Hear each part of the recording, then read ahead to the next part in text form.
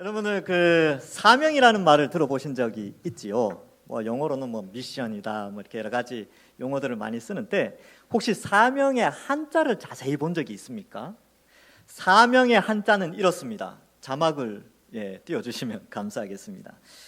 이게 무슨 뜻이냐면 시킬 사의 목숨명입니다. 뜻이 뭐냐 하면 목숨을 다해 시켜진 일을 감당하는 것, 이게 사명이랍니다. 그래서 여러분 우리가 흔히 이게 내 사명이지 뭐 사명 감당해야지 라고 하는데 그때의 사명이라는 것이 목숨을 담보로 하고 있습니다. 목숨 걸고 그 일을 하는 것이 사명인 것이지요. 그래서 사명을 감당한다는 것은 희생을 감수하는 것이고 그 희생의 대가가 때로는 목숨에 이를 수 있다라는 것을 말해줍니다. 그런데 또 한편으로는요, 이 사명은 큰 보상을 가져다 줍니다. 왜냐하면 목숨을 걸고 한 일이기 때문에 거기에 합당한 보상이 주어지는 것이죠. 세상 일도 마찬가지입니다. 세상의 위험도가 높을수록 보상이 커지죠. 마찬가지로 우리가 하나님의 그 일, 하나님이 우리에게 주신 그 사명을 감당할 때 우리에게 주어지는 보상도 크다는 것을 성경은 여러 곳에서 우리에게 가르쳐 주고 있습니다. 그런데요, 이제 사명과 보상 입장에서 보면 우와 열심히 해야지라고 싶은데 그 과정이 쉽지 않다는 것을 또한 우리에게 말해주고 있습니다. 지금 예수님께서는 이 마태복음 10장에서 제자들을 유대 땅으로 파송하는 가운데 파송 전에 설교를 하신 겁니다. 근데 그 내용이 이 10장 안에서 아주 풍성하게 설명되어지면서 제자의 삶, 제자가 어떠한 삶을 살아가야 되는 것인가에 대해서 설명하면서 그들이 가진 위치의 높음을 설명할 뿐만 아니라 그들이 받아야 될 고난의 문제도 피하지 않고 다 가르쳐 주고 있습니다. 그래서 파송하실 때 성령의 능력을 주시죠. 병든 자 고치고 죽은 자 살리고 또 복음을 다음대에 전하게 해 주시지만 때로는 이리 가운데 양을 보내는 것과 같은 그런 짠한 마음을 가지고 제자들을 파송하게 됩니다. 그런데 그들은 제자들에게 뱀처럼 지혜롭고 비둘기처럼 순결하라고 하며 공의 앞에 서서 채찍에 맞을 수도 있고 왕들과 총독들 앞에 신문을 당할 수 있다는 것을 가르쳐주고 있습니다. 실제로 이 사도행전에 보면 이런 장면이 나오죠.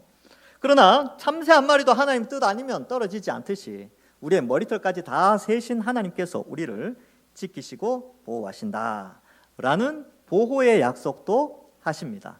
그런데요, 참 어려운 문제가 있습니다.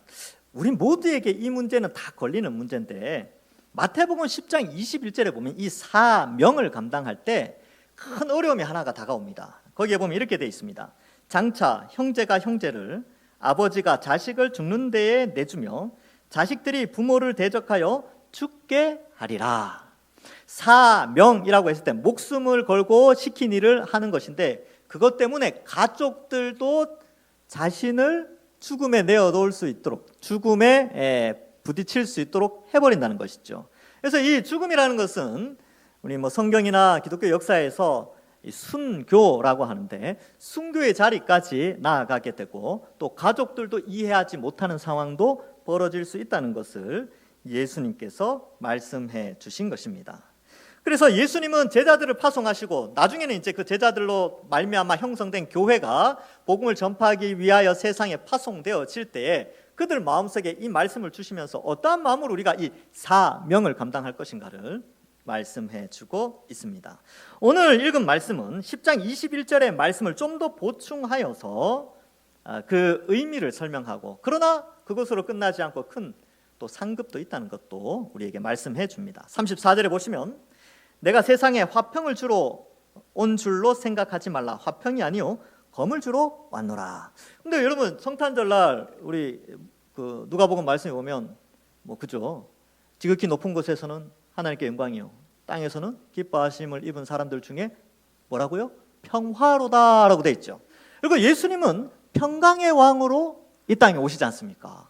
분명히 예수님은 이 땅에 평화를 주기 위하여 오셨죠. 그래서 예수님을 믿는 사람들은 하나님과 인간 사이에 화평이 이루어지고 사람과 사람 사이에 십자가로 말미암아 화평이 이루어지죠. 큰 맥락에서 보면 유대인과 이방인 사이에 에베소서에 보면 화평이 이루어졌다라고 되어 있고 우리도 우리 사이에 화평이 이루어졌어요. 그래서 예수님은 분명 이 땅에 평화의 왕, 화평의 왕으로 오셨는데 그러나 이것은 하나의 부분이고 또 다른 측면에서는 화평이 아니라 검을 주러 오셨다라고 표현합니다. 근데 이 검은 뭐냐 하면 여러분 이게 사람을 해치는 도구가 아니고 여기에 나오는 이 검은 분리하는 수단으로 검을 의미합니다. 그래서 여러분 이 야채 이렇게 썰 때 보면 분리를 하죠. 배추 절반으로 이렇게 김장 때 쫙 분리하지 않습니까? 그때 칼이 쓰이잖아요. 그래서 이 칼은 뭐냐 하면 분리를 의미합니다. 신앙으로 말미암아 가족 간의 가치관의 분리, 이 신앙으로 말미암아 이 세상 속에서 믿지 않는 자들과 믿는 자들 사이에 분리가 일어나게 되기 때문에 예수님은 바로 검을 주러 왔다라고 표현하고 있습니다. 누가복음에도 동일한 구절이 나오는데 거기에는 이렇게 말씀합니다. 누가복음 12장 51절에 내가 세상에 화평을 주려고 온 줄로 아느냐 내가 너희에게 이르노니 아니라 도리어 분쟁하게 하려 함이로다. 여기 분쟁이라는 단어가 분리하다 이런 뜻입니다. 그래서 예수님을 믿는 신앙과 그렇지 않은 사람들 사이에 분리가 일어나게 되는 것이죠. 이 문제는 주로 가족 안에서부터 시작되는데 주로 1세대, 믿음의 1세대, 그 가정 안에서 처음 예수님을 믿는 사람들에게 이 일들이 굉장히 많이 일어납니다. 멀지 않아요. 우리 한국 사회에 복음이 들어왔을 때 이런 일들이 많이 일어났죠. 지금 1세기의 이 시대에는 대부분의 이스라엘 사람들이 유대교를 믿고 있었고 예수님을 믿는 사람들은 그렇게 많지 않았습니다. 그런데 예수님을 믿는 신앙 때문에 유대교와 분리되어지는 그 가정 안에서도 유대교를 믿는 사람과 예수님을 믿는 사람이 분리되어지기 때문에 이러한 어려움이 발생하게 되는 것이죠. 우리나라는 어땠습니까? 우리나라는 유대교가 아니고 유교가 자리 잡고 있었죠. 그래서 유교에서는요, 이 제사 드리는 조상 신에게 제사 드리는 차례 지내는 걸 굉장히 중요시 여깁니다. 그걸 효라고 생각하죠. 근데 기독교가 들어오면서 차례를 지내지 않으니까 갈등이 굉장히 심해집니다. 특별히 며느리가 이제 예수님을 딱 믿는 순간 그때부터 이제 난리가 난 거죠. 저희 집에도 주전자 몇 번 날라다녔습니다. 예. 보통 이제 1세대는 그래요. 1세대는 고난이 있어요.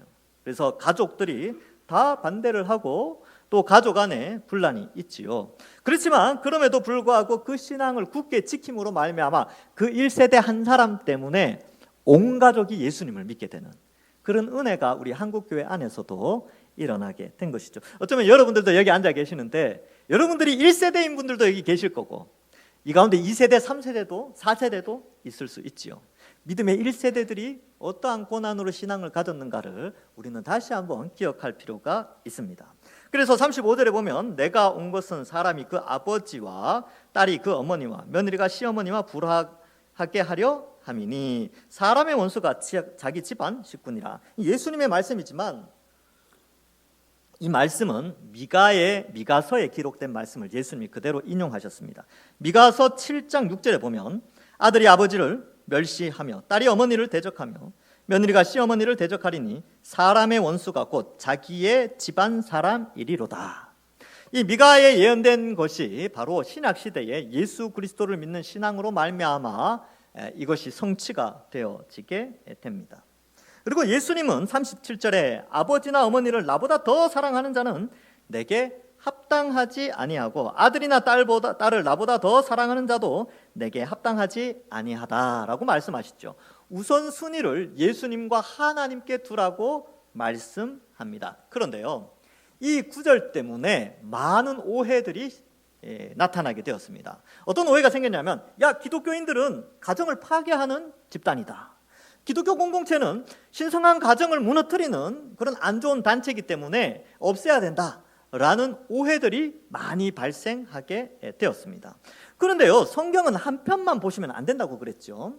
화평을 주러 온 것이 아니라 검을 주러 오셨다는 것은 분리를 의미하지 실제적으로 일어난 일들은 예수 그리스도의 십자가로 얼마나 큰 화평이 우리에게 주어졌습니까?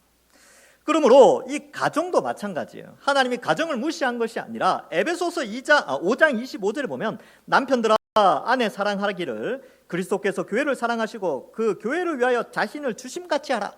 남편들은 아내를 죽기까지 사랑하라는 것입니다. 그러니까 옛날 가부장적 제도에서 이 말씀은 폭탄과 같은 말씀이었죠. 에베소서 5장 22절 아내들이여 자기 남편에게 복종하기를 주께 하듯 하라. 오늘날 시대에 이것이 폭탄과 같은 말이에요. 여성 인권이 많이 신장됐는데 이제 이 말을 딱 갖고 나면 또 이제 기독교인들에 대해서 이상하게 생각하죠. 에베소서 6장 1절에 보면 자녀들아 주 안에서 너희 부모에게 순종하라 이것이 옳으니라. 에베소서 6장 4절에 보면 또 아비들아 너희 자녀를 노엽게 하지 말고 오직 주의 교훈과 훈계로 양육하라. 여러분 성경은 가정을 하나님 뜻에 맞게 합당하게 잘 세우라고 끊임없이 우리에게 요구하고 있습니다. 그래서 기독교는요, 우리가 예수님 믿는 우리 성도들은 그 가정을 세우는 그런 것이죠. 그러면 여기에 표현된 것을 어떻게 해석해야 될까요? 여러분, 우리가 예수님 믿고 이제 우리는 예수님 믿는데 우리 가족들이 예수님 안 믿어요. 그러니까 우리와 분리가 일어나게 됐죠. 그러면 그걸 떠나야 될까요? 아니죠. 예수님이 주신 사명이 지금 어떤 맥락에서 나옵니까? 믿지 않는 자들에게 예수님을 전파하라라는 그 사명을 설교하는 가운데 이 본문이 나온다는 거예요. 그러면 전도의 대상자가 유대 땅에 있는 사람들뿐만 아니라 자기 가족들에게도 여전히 해당되는 것이죠. 그러면 원수 같은 가족이라 할지라도 지금은 나의 이 신앙을 이해하지 못한다 할지라도 그 가족들에게 복음을 전하는 것이 바로 신앙을 지키고 예수님을 우선순위에 두는 것이고, 또한 가족을 사랑하는 것이 전도하는 것으로 나타나서 그들이 함께 예수님 믿게 되는 것이 가족을 사랑하는 것이며 예수님을 우선순위에 두는 것이 되는 것입니다. 그래서 우리 중고등부 아이들, 제가 예전에 한 20년 전에 중등부 이렇게 교육할 때가 있었는데 애들이 주일날 가끔씩 없어져요. 안 와요. 전화하면 롯데월드 갔대요. 근데 얘네들은 정말 그래요. 부모보다 친구를 더 사랑해요. 친구를 우선순위에 둡니다. 그 열정이 대단합니다. 근데 이제 제가 이야기를 하죠. 야, 그래도 이제 너네들 친구도 중요하지만 하나님을 더 소중히 여겨서 예배 잘 드려야 된다.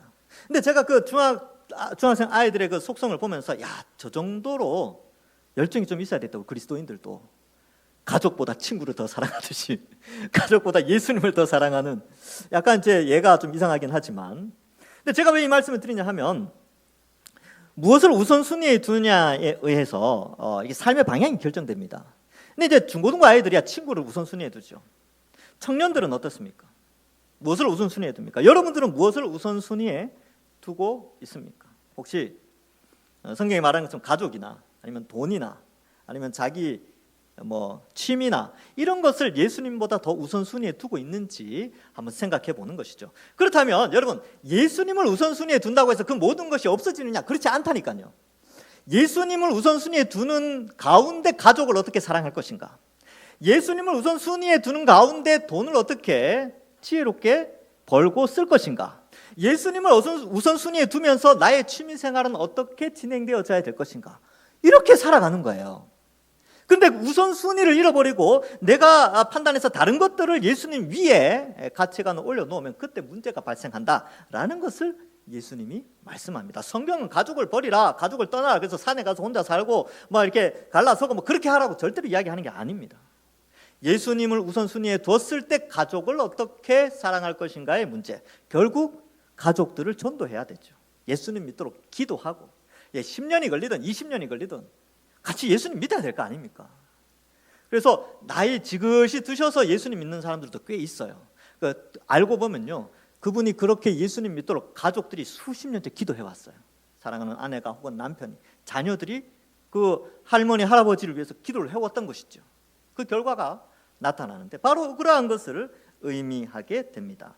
그러나 여기서 중요한 것은 예수님을, 하나님을 우선순위에 두고 가족을 사랑하고 기타 여러 상황들을 고려해야 된다라는 것입니다. 자, 그렇게 살면요, 여러분, 인생이 피곤합니다. 예수님을 우선순위에 두면요, 인생이 솔직히 좀 피곤해요. 그렇겠죠. 주일날 가족들이 이제 어디 가자 그러면 나 예배 드리러 가야 된다. 뭘 하자 그러면 이제 예수님 이제 봉사해야 된다. 교회 가야 된다. 이러면 좀 피곤해집니다. 근데 지혜가 좀 필요하죠. 다음에 우리 토요일 날 가자. 아니면 빨간 날 오늘 있어. 그때 내가 훨씬 더 재밌게 이렇게 같이 가줄게. 이런 식으로 이제 지혜롭게 대처를 해야 되겠지요. 그래서 38절에 보면 또 자기 십자가를 지고 나를 따르지 않는 자도 내게 합당하지 않다라고 표현하는데 십자가 이야기가 나오게 됩니다. 여러분, 이 당시에 십자가는 굉장히 금지된 언어예요. 사형틀이기 때문에 그렇습니다. 로마에 반역한 반역자들이 당하는 사형틀인데, 이 십자가는 굉장한 수치와 조롱, 그리고 고통과 아픔과 그 가운데서 죽어가는 끔찍한 사형틀이죠. 근데 예수님이 이 용어를 써버리는 거죠. 뭐냐 하면 예수님의 제자들이 예수님이 앞으로 십자가를 지게 될 텐데 그와 같은 사명을 감당하게 될 것이다 라는 것이죠. 예수님은 이 성부, 성자, 성령 하나님 가운데 성자 하나님이십니다. 그 성자 하나님이 이 땅에 오셨는데, 이 땅에 오실 때 예수님이 목숨 걸고 주어진 일이 있어요. 사명이라고 하죠. 예수님의 사명은 십자가를 지는 것이었습니다. 그러면 여기에 나오는 자기 십자가를 지라, 이 말은 뭐냐 하면 실제로 십자가를 져라 이런 개념이 아니고, 우리가 이 땅에 와서 이 땅에서 하나님의 뜻대로 살아가면서 구원받았는데 구원받은 자의 사명이 무엇이냐는 겁니다. 우리를 부르신 사명, 목숨 걸고 시키신 일이 무엇일까? 이것을 생각해 봐야 됩니다. 그래서 하나님의 말씀을 알아가고 진리를 수호해내는 것과 영혼을 구원하는 일에 그러한 큰 틀에서의 우리 개인의 사명을 생각해 봐야 하는 것이죠. 교회를 세우고 복음을 전하는 것입니다. 근데 이 사명이 사실 좀 무거워요. 무겁다고 생각되어집니다. 왜냐하면 시간을 투자해야 되고 또 정성을 들여야 되고 또 스트레스도 받고, 잘 사명 감당하면 본전, 조금만 못하면 사람들이 막 왜 이러냐 저러냐 막 그러죠. 스트레스를 받기 때문에 사람들이 이 십자가 사명을 무겁다고 생각해서 옆에 놓아두기 때문에 그렇습니다. 근데 여러분 오늘 한번 생각해 보십시오. 이 사명을 거부하는 자는 내게 합당하지 않다고 말합니다. 그러면 성령께서 여러분 한 사람 한 사람 심령에 있단 말이죠. 여러분 성령이 여러분들 마음속에 있어요. 구원받은 자는. 그럼 오늘 이 말씀을 통해서 성령이 여러분들에게 무슨 말씀하십니까? 아, 내가 이제 이전까지는 내가 사명이라는 개념도 잘 몰랐고 사명이 없는 줄 알았는데 사명이라는 게 있구나. 성령이 우리 속에서, 야 그럼 너 뭐 할 수 있니? 주를 위해서 뭘 할 수 있을까? 말씀 읽어야 되겠지, 기도하고 주의 몸된 교회 봉사하고, 그리고 주변에 예수님 안 믿는 사람들에게 전도 대상자를 정해야 되지 않을까? 뭐 그러지 않겠습니까? 그죠? 성령님 마음속에. 제 속에 성령님은 그렇게 말씀하신 것 같아요. 여러분들의 마음속에는 어떻게 말씀하십니까? 우리에게 주어진 사명은 무엇입니까?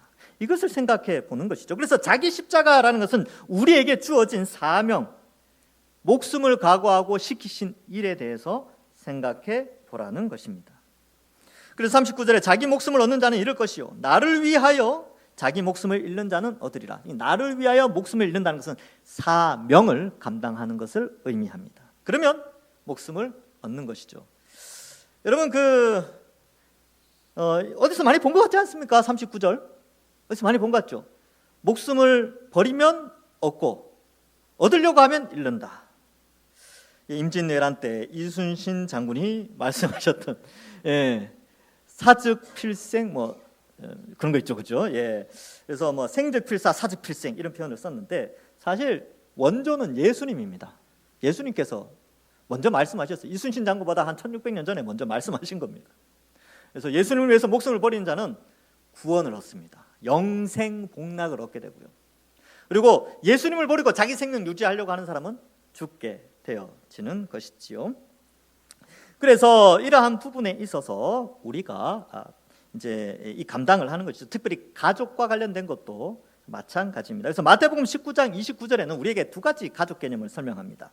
또 내 이름을 위하여 집이나 형제나 자매나 부모나 자식이나 전토를 벌인 자마다 여러 배를 받고 또 영생을 상속하리라 이렇게 되어 있는데, 실제로 벌이라는 뜻이 아니고 이 교회 공동체라는 새로운 가족을 얻게 된다는 것을 강조하게 됩니다. 그리고 실제적인 가족들에게는 복음을 전해야 되겠지요.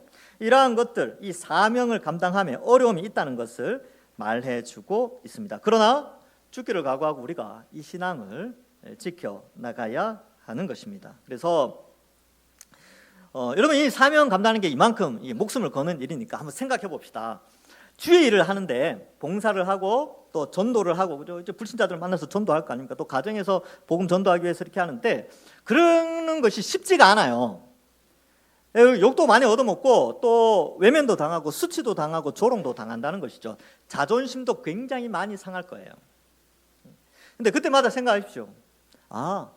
주의 영광을 위하여 내가 고난을 당하는데 이것은 십자가의 길이구나. 그런 생각을 가지는 것이죠. 그래서 여러분 교회 봉사도 마찬가지죠. 교회 봉사할 때 인정받지 못하죠. 그리고 사람들이 무시하기도 합니다. 근데 그때마다 예수님이 이랬었겠구나. 예수님이 십자가에서 그 길을 걸으실 때 조롱당하고 무시당하고 그러하셨겠구나. 남들의 무시와 조롱과 힘듦과 눈물이 오히려 나의 믿음을 강화시켜주고 연단시켜주고 십자가를 더 바라보게 한다는 것을 또한 기억할 필요가 있습니다. 그래서 여러분 예수님 믿는 것 때문에 복음 전하면서 수치를 당하고 또 주의 일을 하면서 어려움을 당하는 그때마다 내가 지금 사명의 길을 걷고 있구나 이렇게 생각하시기 바랍니다. 그리고 저도 마찬가지입니다. 제가 어려움 있고 고난이 있을 때마다 늘 되새기는 말이 있습니다. 나는 무시당해도 괜찮다. 자, 따라해 보시겠습니다. 나는 무시당해도 괜찮다. 예, 제가 그렇게 살고 있습니다. 근데 제가 왜 이 말씀을 드리냐 하면 보통 성도들은 목사가 가는 만큼 갑니다. 여러분들도 그만큼 가셨으면 좋겠습니다. 어렵고 힘들고 고난의 길이라 할지라도 때로는 무시당하실 겁니다. 그렇다 할지라도 괜찮다. 예수님도 그 길을 걸어가셨다. 그렇게 생각하시고 이 십자가의 길을 걸어가는 것이죠. 그러면요, 여러분 하나님이 그거 보고 어떻게 생각하시겠어요? 예수님이 걸어가신 그 십자가의 그 발자취를 따라오고 있구나. 얼마나 기뻐하겠습니까? 여러분 자녀들 데리고 어딜 가는데 자녀들이 절절절 엄마 아빠 따라서 다녀봐요. 얼마나 기뻐요. 근데 애들이 막 정신없이 어디 가고 어디 있는지 모르고 막 찾으러 다니고 그러면 얼마나 피곤합니까? 근데 잘 따라다녀. 엄마 아빠 말씀 잘 들어. 그러면 부모 마음이 기쁘죠. 우리 하나님도 똑같습니다. 예수님이 걸어가신 그 십자가의 길 우리도 걸어갈 때에 힘들고 지친다 할지라도 주께서 그 모든 것을 보고 계신다. 바로 그것이 사명자의 길이다라는 것을 말씀해 주고 있습니다. 근데 이렇게 고난만 있으면 십자가의 길에 막 고통만 있고 끝. 그러면 얼마나 허무합니까? 네, 하나님께서 또 예수님께서 그들에게 위로의 말씀도 40절 이하에서 말씀해 주고 있습니다. 너희를 영접하는 자는 나를 영접하는 것이요. 지금 제자들에게 주어지는 정체성을 설명하는데 첫 번째 정체성이 뭐냐면 너희는 나다 이런 뜻이에요. 너희가 흩어져서 복음을 전하지만 너희는 나와 같은 존재들이다. 너희를 영접하는 자는 나를 영접하는 예수님을 영접하는 자들이다 라는 것을 가르쳐주면서 제자들이 당당하게 세상에 나가서 복음을 전할 것을 말씀하고 있습니다. 그래서 굉장한 권위를 준 것이죠. 그래서 예수님의 사역인 병 고치는 거, 죽은 자를 살리는 거, 이런 귀신을 쫓아내는 이런 권능까지 다 그들에게 위임시켜 준 것이죠. 그런데 예수님이 한 가지 더, 나를 영접하는 자는 하나님을 영접하는 것이다 라고까지 말하면서 파송되어지는 제자들의 권위를 높여주게 됩니다. 여러분 이 정신교육이라고 하죠. 나가 그러면 힘들어요. 근데 네가 나가는데 말이야 그 일이 천국에서는 어마어마한 일이고 천사들이 그 일을 하고 싶어도 절대 못해. 천사들도 네가 지금 복음 전하는 걸 부러워하고 있단 말이야. 이 말을 하면 어때요? 괜히 막 가슴이 두근두근하죠. 이거 별거 아닌 줄 알았는데 힘든 건들만 알았는데 이런 명예가 있구나. 해병대들 보십시오. 해병대 고생을 다 한다니까. 지금 이제 겨울 되잖아요. 우통 벗고 바다에 막 들어가요. 저는 못 들어갑니다. 저는 발도 담그기 싫어요. 겨울바다 가면 손도 담그기 싫어요. 근데 해병대는 들어가요. 왜 그 고생을 합니까? 해병대라는 그 이름의 위치 때문에 그렇습니다. 바로 예수님께서 그 말씀하신 거예요. 예수님 믿고 사명 감당하면 분명히 어려움이 있다는 것이죠. 힘들어요. 그죠? 그런데 그 힘든 것이 바로 예수님이 그 일을 하셨기 때문에 바로 그 예수님과 연합된 자들로 그 사명을 감당하는 위치에 있다는 것입니다. 어쩌면 왕이신 예수님의 통치에 동참하는 그러한 오늘날로 치면 장관 같은 그런 역할을 우리가 감당하게 되는 것이죠. 그러니까 이 제자들이 힘있게 나가는 거죠. 십자가만 있는 게 아니라 이런 권위까지 주셨구나. 우와, 견딜만 하겠는데 하고 나가는 것이죠. 41절에 보면 선지자의 이름으로 선지자를 영접하는 자는 선지자의 상을 받을 것이요. 그러니까 제자들에게 너희는 선지자야. 그런데 너희를 영접하는 사람이 있어. 너희는 홀려 내버려 둔 게 아니라 너희를 영접하여 너희를 대접하는 사람도 있으니까 힘내어서 복음 잘 전하면 돼 라는 것을 말해주고 있습니다. 또한 마찬가지죠. 이러한 제자들을 선지자로 생각하고 대접하는 사람들에게는 그들과 동일한 상을 주신다고 말씀하고 있습니다. 그러니까 제자들이 앞에서 제자들에게 너희들 돈 가지지 마, 지팡이 가지지 마, 신발 가지지 마, 옷 가지지 마 라고 했지만 너희를 선지자처럼 대접할 사람들이 있고 그들도 동일하게 선지자와 같은 상, 너희와 같은 상을 그들이 받을 것이기 때문에 이 사실을 알기 때문에 서로 연합해서 복음 전하는 일에 힘을 써라 라는 것을 말해주고 있습니다. 의인의 이름으로 의인을 영접하는 자는 의인의 상을 받게 된다. 여러분, 상 받는 거 그렇게 어렵지 않습니다. 여러분, 우리는 다 예수 그리스도를 믿고 다 의인이 되었어요. 그리스도의 의가 우리에게 전달되어졌기 때문에. 예수님만이 유일한 의인이죠. 근데 우리가 예수님을 믿음으로 세례를 받아 성령 세례를 받아 그리스도와 연합되어졌다라고 성경이 말하는데 그 연합됨으로 말미암아 그리스도가 가지신 그 의가 우리에게 전달되어집니다. 의의 전가라고 하지요. 전할 전자에 더할 가자를 쓰는데, 그래서 의가 우리에게 주어졌어요. 근데 여러분, 우리가 의인인데 여러분들이 옆 사람을 대접하고 영접하잖아요. 뭐 밥 한 그릇 사주잖아요. 하늘에 상이 있다니까요. 옆 사람이 이제 목이 말라. 그래서 야, 물 좀 마셔. 물을 딱 마셨잖아요. 상을 하나님 기억하신대요. 놀랍지 않습니까? 상 받는 게 어려운 게 아니에요. 옆 사람 대접 잘하면 됩니다.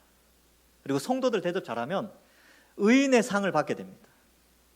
그래서 주께서 파송하신 이 제자들이 이러한 힘을 가지는 거죠. 야, 그렇구나. 이렇게 연합해서 함께 서로 대접하고 이렇게 협력하면서 하나님 나라가 확장되어져 가도록 예수님께서 질서를 이렇게 만들어 놓으셨구나라고 하는 것이죠. 여러분들이 저에게 여름에 아이스크림 하나 사주신 분들 있습니까? 음료수 사주신 분들 많아요. 많이 계세요. 여러분, 저는 잊어버릴 수 있어요. 누가 뭘 주셨는지, 누가 빵을 주셨는지, 음료수를 주셨는지. 저는 쓱 지나가 버릴 수 있어요. 머리가 나쁘기 때문에. 시간 지나면 잊어버리죠. 그런데요, 하나님은 다 기억하십니다. 그 상을 결코 잃어버리지 않습니다. 저한테 잘하라는 뜻이 아니고 주변에 있는 사람들한테 잘하라는 거예요. 그래서 잘 대접하는, 이게 바로 이제 그리스도 안에서의 사랑 아니겠습니까? 여러분, 이 세상은 어때요? 다 자기에게로, 자기에게, 자기만을 위해서 살아가죠. 근데 우리는, 그리스도인들은 이렇게 서로 도와가면서 복음 전파하는 일에 부름을 받은 자들로 쓰임을 받는 것입니다. 그래서 이렇게 귀한 것이죠. 여러분, 상을 잃지 않습니다. 그리고 여러분들이 수고하고 헌신하는 이 사명 감당하는 일들도요, 없어지지 않아요. 아무도 안 알아주는 것 같죠? 하나님이 다 알아주십니다. 우리는 잊어버려요. 사람들은 잘 잊어버려요. 저 사람이 예전에 뭔 일을 했지? 옛날에 수고한 것 같은데 잊어버릴 수 있잖아요. 하나님은 다 기억하십니다. 그 상급이 하늘 창고에 다 쌓이는 것이죠. 그러니까 이러한 말씀을 통하여 교회는, 또 복음을 전파하는 자는, 교회를 섬기고 사명을 감당하는 자는 낙심하지 않고 이 하늘 상급을 바라보고 또 서로 협력해서 서로 돕고 서로 대접하고 서로 격려하면서 이 복음 사역을 감당해내는 것입니다. 42절에 보면 또 누구든지 제자의 이름으로 이 작은 자 중 하나에게 냉수 한 그릇이라도 주는 자는 내가 진실로 너희에게 이르니, 굉장히 강조한 거거든요. 예수님이 진실로라는 표현을 많이 쓰는 건 아닌데 이걸 진짜 썼다는 것은 반드시 지켜준다는 겁니다. 너희에게 이르노니 그 사람이 결단코, 진실로, 결단코. 예수님이 이런 거 표현할 때는 여러분 집중해야 됩니다. 왜냐하면 복 받는 길이거든요. 그래서 복 좋아하지 않습니까? 하늘에 복이 쌓입니다. 결단코 상을 잃지 아니하리라 하시니라, 이렇게 말씀하고 있습니다. 말씀을 맺습니다. 여러분, 오늘 본문에서는 두 가지를 설명해줘요. 첫 번째는 사명. 근데 그 사명을 감당하는 것이 우리에게는 십자가예요. 이 십자가라는 것은 쉬운 일이 아닙니다. 수치와 조롱과 고통과 죽음까지 각오하는 사명의 길을 말씀해주고 있습니다. 그래서 우리는 이 십자가의 길을 걸어가야 돼요. 무겁다고, 귀찮다고 내버려 두는 것이 아니라 이제 오늘 말씀을 통해서 그렇지, 주님과 관계된 자라면 이제는 성령이 우리 마음속에 그래, 이제는 주를 위하여 봉사하고 섬기고 헌신해야 되겠다. 자, 그래, 이제는 내 가족을 전도해야 되겠다. 이제는 내 주변에 있는 사람들에게 복음을 전파하는 파송받은 사명자의 역할을 감당해야 되겠다. 혹시나 자존심이, 혹은 실제로 죽이지는 않으니까 자존심이 죽는 한이 있더라도 이 사명 감당해야 되겠다. 그래서 이 길을 걸어가는 것이 예수님의 발자취를 걸어가는 길이다라는 것을 알고 마음의 울림대로 순종하시면서 내년에는 아마 좀 봉사를 좀 많이 하셨으면 좋겠습니다. 그리고 내년에는 전도 대상자들이 다 교회에 와서 예수님 믿고 함께 구원받는 그런 축복이 우리 또 교회에 있기를 원합니다. 자, 두 번째 교훈은 그거죠. 홀로 내버려 두지 않았습니다. 누군가 협력자를 도와줘서 협력자를 붙여주셔서 우리를 영접하고 북돋아주고 복음 전파하는 일에 힘을 북돋아주는 공동체를 허락해 주신다는 것이죠. 그런데 그 공동체가 희생만 하는 것이 아니라 그 공동체는 거기에 합당한 축복을 또한 받게 되는 것입니다. 우리 공동체가 마찬가지죠. 서로 협력하고 서로 손대접하며 서로 격려하면서 그리고 서로에게 서로가 상급이 하늘에 쌓여지고 서로가 격려하면서 무엇보다도 이러한 일이 일어나는 것은 복음 전파, 이 사명 감당하기 위해서 교회가 이러한 서로 대접하고 영접하고 서로 격려하는 것이 필요하다. 그렇게 될 때에 어떻게 됩니까? 나가서 힘있게 복음을 전하게 되는 것이죠. 11장 1절에 예수께서 12 제자에게 명하시기를 마치시고 이에 그들의 여러 동네에서 가르치시며 전도하시려고 거기를 떠나시니라. 누가복음에는 실제로 제자들이 온 마을로 흩어져서 복음을 전했다라는 내용이 기록되어져 있습니다. 이번 한 주간 여러분들 이 세상 속에서, 가정 속에서, 여러분들이 속한 사회 속에서 그리스도인으로서 또 예수 그리스도의 파송받은 제자로서 우리 주변에 전도 대상자들을 정하고 그 가운데 혹시 가족들이 있다면 가족들을 위하여서 가족들을 사랑하니까 그들이 복음을 듣고 예수님 믿을 수 있도록 기도하시고 또 우리 주변에 예수 안 믿는 사람들에게 복음을 전하며 또 그리스도인으로서 당당하게 살아가시고 또한 서로 협력하고 아껴주고 높여주는 그런 아름다운 우리 동산교회 성도들이 되어서 이번 한 주간 하나님이 기뻐하시는 성도들, 하나님이 축복하시는 모든 우리 동산교회 성도들 되시기를 주님의 이름으로 간절히 축원합니다. 기도하겠습니다. 하나님 아버지 은혜를 감사합니다. 예수님이 걸어가신 십자가의 길 우리에게 따라오라고 하시며 복음 전파와 영혼 구원하는 일과 진리를 지키고 또 하나님께 영광 돌리는 사명을 우리에게 주시니 감사합니다. 그 사명 감당하는 것이 쉽지 않지만 성령께서 우리를 지키시고 돌보신다는 사실을 믿고 또한 우리 교회 공동체가 서로 협력하고 서로 격려하면서 이 사명을 잘 감당할 수 있도록 은혜 내려주신다는 사실을 믿고 이번 한 주간 힘있게 한 주간을 살아가는 우리 공동체 되게 하여 주옵소서. 오늘 거룩한 주일 함께 모여서 귀한 말씀을 통해 은혜 받았습니다. 은혜에 합당한 삶의 적용이 우리에게 또한 일어나게 하시고 또 올해보다는 내년이 더욱더 하나님 앞에 충성된 자들로 세워지는 우리 동산교회 될 수 있도록 복 내려 주옵소서. 감사드리오며 예수님의 이름으로 기도하옵나이다. 아멘.